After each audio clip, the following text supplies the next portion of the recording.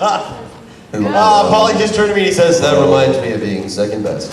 Come on, when they stick you in like the 13 milliseconds at the end of the credits.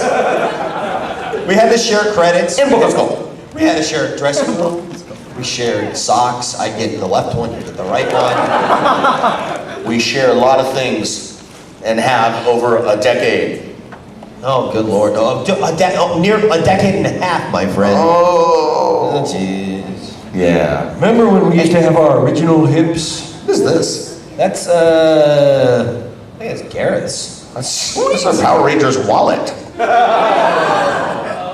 Yeah. You know what we're doing tonight, people? We're renting a limo, we're going to Hollywood, and we're doing it on Deborah Goldblatt's gold card. Hey, Deborah, come get your wallet, will you? No, Matt Sadowski's. Hey, wait a minute. This person is an identity thief. When Hulk and Skull get together, things get broken and stolen. That's the way it goes. Hey, you guys, thanks for coming out to the panel. We call this a panel jacking. Because I was on an airplane from New York yesterday, we couldn't do the 1 o'clock thing as scheduled. So we decided to kill the other people that had the panel at this time slot. Hence, Garrett, not anymore. Now I'm Paul Schreier. Wait a minute. Those of you who were at the Bulk and Skull panel yesterday saw his bulk. You may have just noticed the way Paulie and I kind of did this sort of look over at the side. No practice required at this point anymore, whatsoever. Did he bring that up during that panel? Yeah! You know, Narvi is an educator these days, working on his doctorate at UCSB. Please don't go and find him. You'll never be able to track him down up there. But I had the pleasure of sitting in on one of his acting classes, and he used that very same thing as a what do you call that? Like a prop. He used that as a. No, that's my wallet, actually. My name's Deborah Goldblatt. Poor Deborah. So yeah, I've heard him use that before. But the moral of the story is, it's a good bit, and it's a useful illustration of the timing that we worked out together that you guys see all the time in the show. You know, all the stuff that they put sound effects on. You know, that's all stuff that we work out, you know, before they actually roll the cameras during rehearsals. I mean, we're working out the comedy timing of every bit, really like a dance, like a ballet. I mean, you have to block it out like that, because how else could we go, you know, at the same time without really working it out. So there's a lot of cues that we learned back and forth. Like, what was your least favorite cue that we used to give each other? My least favorite was usually when you just went, cue! Because I had 1 second before something bad was going to happen. Cue!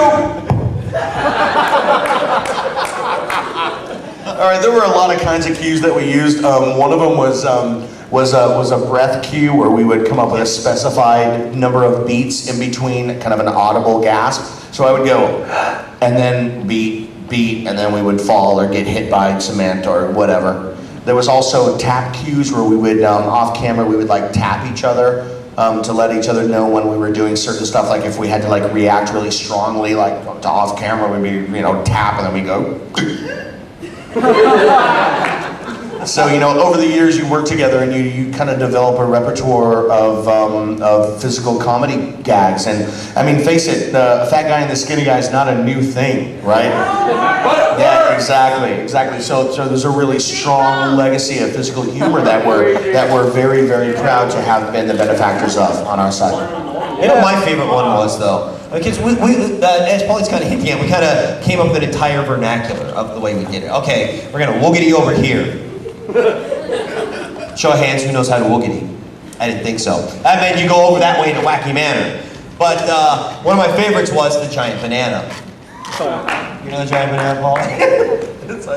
It's when a giant banana seems to be descending from somewhere way the hell down there. And you have the moment of, what the heck is that? And then when you realize, it's a giant freaking banana, it's coming right at us. Usually the giant banana is above the camera. So we never got the opportunity to actually get a real giant banana because it was a low budget show. Now if it was a big studio, they would have actually gotten us a real giant banana. because those exist. There was also one of us was gonna laugh. This is Paulie's doing, actually. He'd say, think of old nuns and dead puppies. I dare you to laugh at that. But then we did. And so then we had to think of dead nuns and old puppies. Thanks for the memories, the good and the bad we had. So, I mean, obviously, not cracking up, is a major problem when you're acting for the camera. Your primary problem when you're performing is fear. I mean, once you conquer your fear as a performer, then you've got it made, except for that whole busting up while you're acting thing. Because, fear is the mind killer, right? Fear, grabs your heart and, squeezes it, and you can't do anything. But once you get past that major obstacle, not losing your lunch while you're working is the biggest problem, especially working with a guy with a face like this, because look at that. Tell you about the face, beyond tell you about that. serious. Look at that thing. I was telling no. Man. I apologize for any of you who have heard this one before, but I was telling about the time one day I look in the corner of my eye, we're getting ready to go, and I see this in the corner of my eye. Damn, you're ugly. And you're so funny looking. You're just gonna get uglier and funnier. And that Jewish nose of you. Look, gotta go. Oh yeah, so there was a good bit of buffoonery in our lives, because ultimately cracking each other up is the funnest thing for us, working as actors together. I mean, besides doing great work, which we always did on the first or second take, the third and fourth take for us was always stupidity, And we often got in trouble on set because we would change everything. And we wouldn't go where we were supposed to go, we wouldn't say what we were supposed to say, we would curse. We would pull strange props out of our pockets and just react and throw them. I mean, has anyone ever seen the super top secret gag reel? No, the studio gag reel? Yeah, there's a really... Super top secret. What? Because it's kind of blue. Yeah. Huh?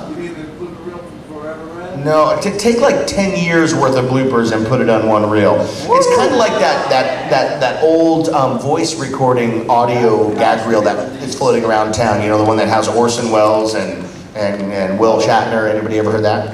Yeah, that's pretty funny. You guys got to get that. If you can tell me how to emphasize the word in the phrase "in July."